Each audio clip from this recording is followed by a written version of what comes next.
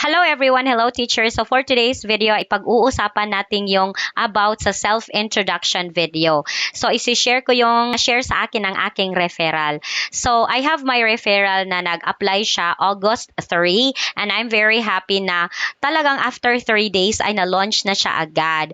And then syempre isa siya sa mga talagang natamaan nung pagbabago ng ating launching kasi requirements na po yung self-introduction video. So I am very curious also paano niya napasa yung self-introduction video. At yon, in-interrogate ko siya at nag-interview naman ako sa kanya ano yung kanyang mga ginawa para naman makatulong rin sa mga mag-a-apply pa or on the process ng kanilang application. So ito yung kanyang reply kasi sabi ko sa kanya, oh, congratulations talaga teacher. Teach, mag-share ka naman ng mga ginawa mo sa yung SIV para naman matulungan natin yung iba. At ito yung kanyang naging reply. I'm very excited to share to you this one.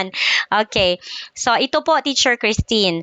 Dapat nasa tahimik na lugar. Plain white yung background. Okay? So, hindi na po kailangan ng tarpaulin ni talkie. Malinaw ang sinasabi. Okay? So, meaning to say na good talaga yung pronunciation. Wear formal attire. So, not necessarily na nakaganito. Okay? Do not wear revealing clothes. Then, hindi dapat mag-exceed sa 1 minute and 30 seconds yung video. Yung frame size ng video should be 16 by 9 or yung landscape. Okay?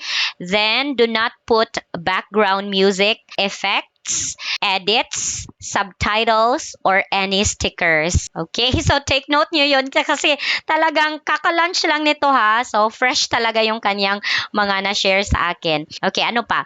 Lighting should be good. Lighting should be good. Okay. Dapat kita ang muka. Okay. Dapat talagang walang mga shadows dyan. Eye level, dapat sa camera.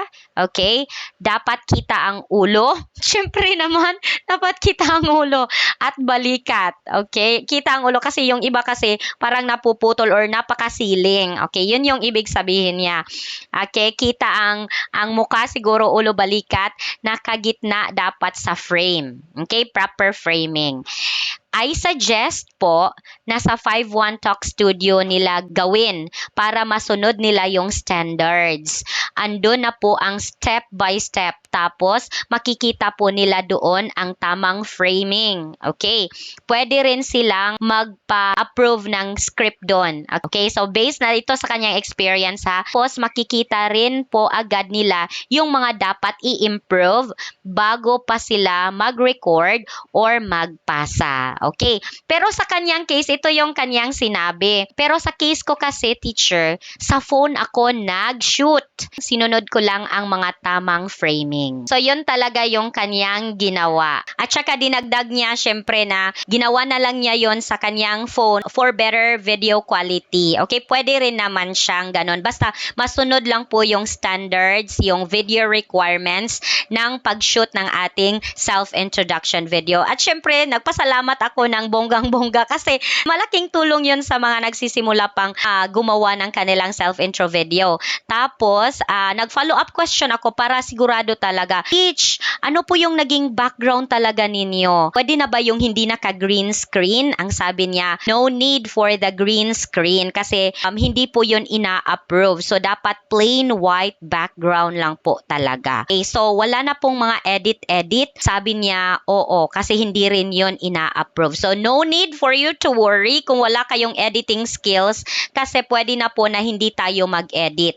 Alright? So, that's for our SIV kasi hindi po tayo malo-launch if hindi tayo mag-submit ng self-introduction video. Okay? So, this is really a great help. So, let us not take it negatively. Let us take it positively kasi itong pag-submit natin ng self-intro video para sa mga baguhang teachers, this will be a great help for you to be visible to our potential students at saka mas matatrack in nila or mas madali kayong magkaka-bookings kung talagang nakita na nila the way you talk, your qualification given in a video form. So this will be a great help for those mga teachers na newbies. Okay? So I guess that's all for today's video kasi nasayahan talaga ako. Right after talaga ng 3 days na na-launch na siya agad.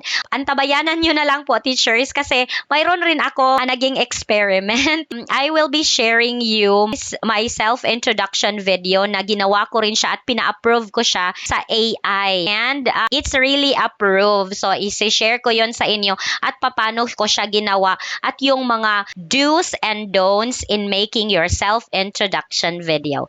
So, I hope nakatulong tong video na to sa lahat. Thank you so much for watching this video. And if you find me the person to refer you here at 51 Talk, na magiging komportable kayo na may kausap while you're doing step-by-step process here at 51 Talk. And don't hesitate to message me here in TikTok Messenger, Facebook, YouTube, or comment down below how, or you may immediately click my referral link so I can connect to you.